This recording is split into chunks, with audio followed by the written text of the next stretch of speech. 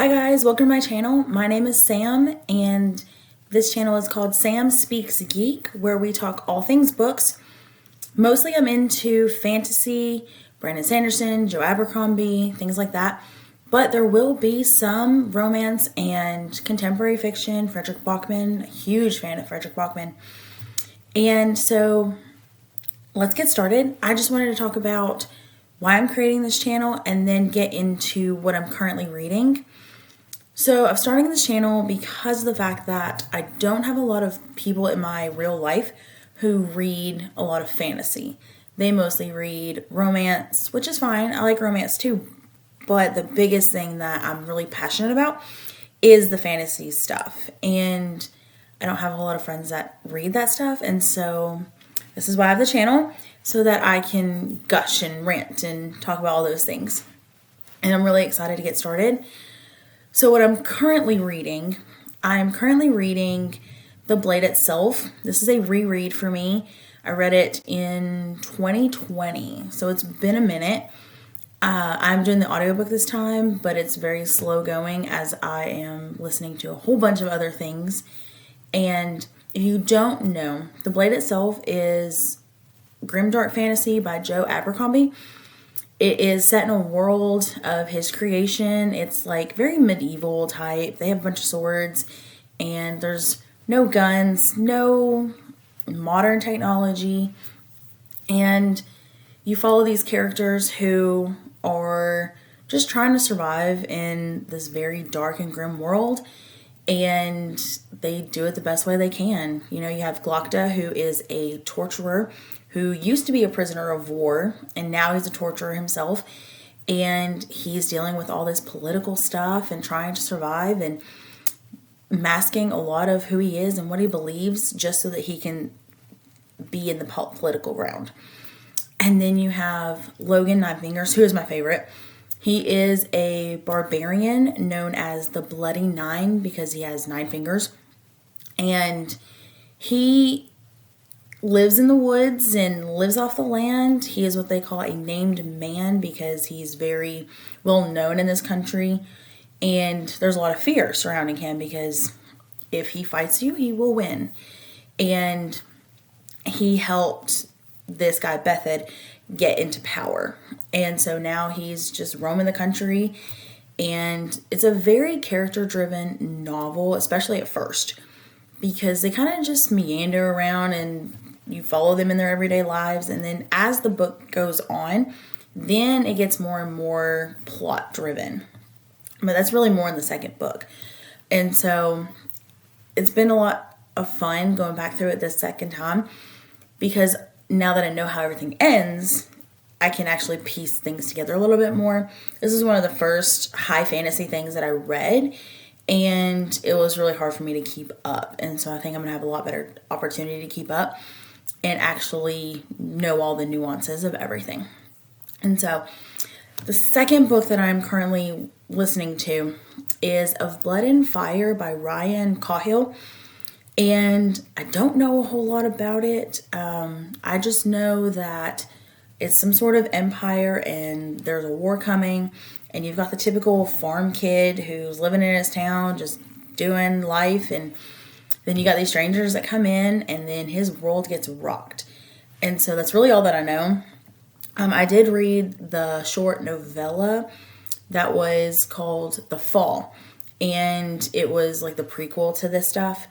And I know it had dragons and there was betrayal and all kinds of things. And so that seems to be like the history part of what we're getting into. And so I'm really excited to see how all that plays out and where the dragons are. Because right now there have not been any dragons. It seems like there is like a dire wolf sort of creature that is part of the family. But I'm only about 8 chapters in, so we'll see. I am also rereading Ruin by John Gwynne. It is book 3 in the Faithful and the Fallen series. This is one of my favorites, and Ruin was my favorite of the 4 book series. You follow Corbin, who is a farm boy. I love the typical farm boy stories, okay? And then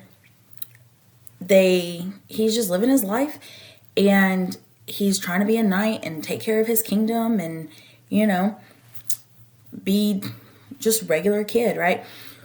Well, he ends up involved in this war that's happening. You've got these two gods, and one's good, one's evil, and they're splitting the entire country down the middle, and they are fighting. And this first book, that you see them actually starting to like split, and you don't know who's who, you don't know who's on what side, and you follow multiple characters going into this, and it's really interesting to see the different sides, and everybody thinks that they're on the right side. And as you get into book 3, everything's a little bit faster pace, and we've got a lot of battles going on. And I'm really big on battles. I love characters who are outsmarting each other. And you get a lot of that in this book because there's these little like skirmishes that they're all getting into. And they're having to like one up each other and all trying to survive. And so it's a lot of fun. And it's one of those books that when I first read it, it was like, okay. But the more distance I had from it, the more I kept thinking about it. And I just had to continue. And it's now one of my favorites. I am also re-listening to The Way of Kings by Brandon Sanderson. High fantasy, lots of characters. The main character in this one is Kaladin, and he is a doctor turned soldier turned slave, and he's just trying to survive this slave world that he is in, and he's trying to protect as many people as he can. He deals with depression, and he doesn't really care that there's a bigger war going on, and that's what he's helping in every time he has to do his slave duties, and all he really cares about is surviving. But you're getting other perspectives of this war that they are participating in, and Dalinar is kind of in charge of his own section of the army, and he is trying to avenge his brother, and that is how the whole thing got started. His brother was king, and they were trying to make peace with this other nation, and they backstabbed him and assassinated him. And so now they've got this war going on, and he's having these visions, and he's not sure that they're real, and he's not sure what's happening, and everyone thinks he's crazy.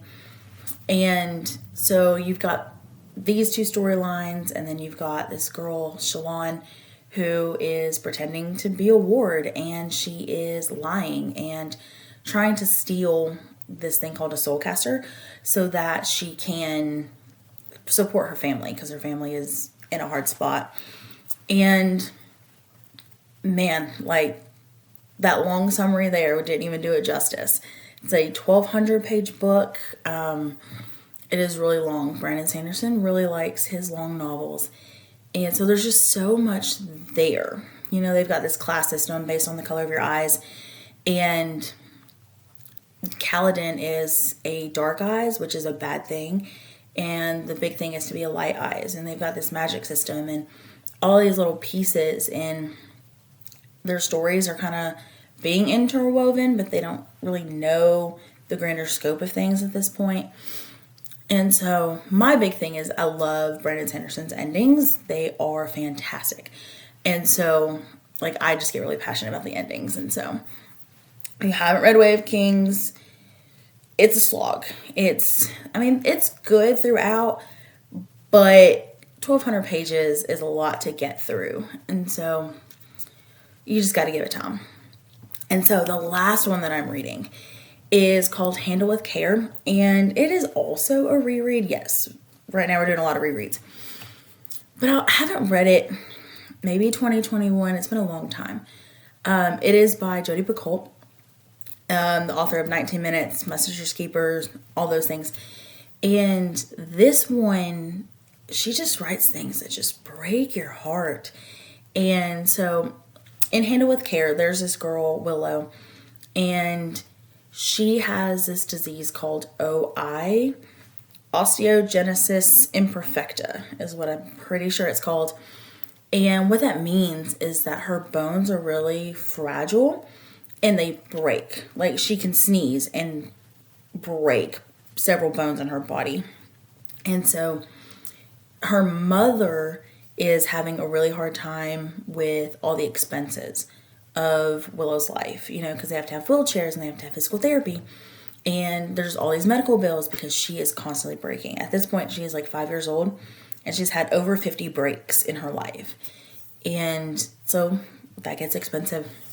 And so the mom decides that in order to deal with the money situation, she is going to sue the doctor who did the ultrasound for Willow.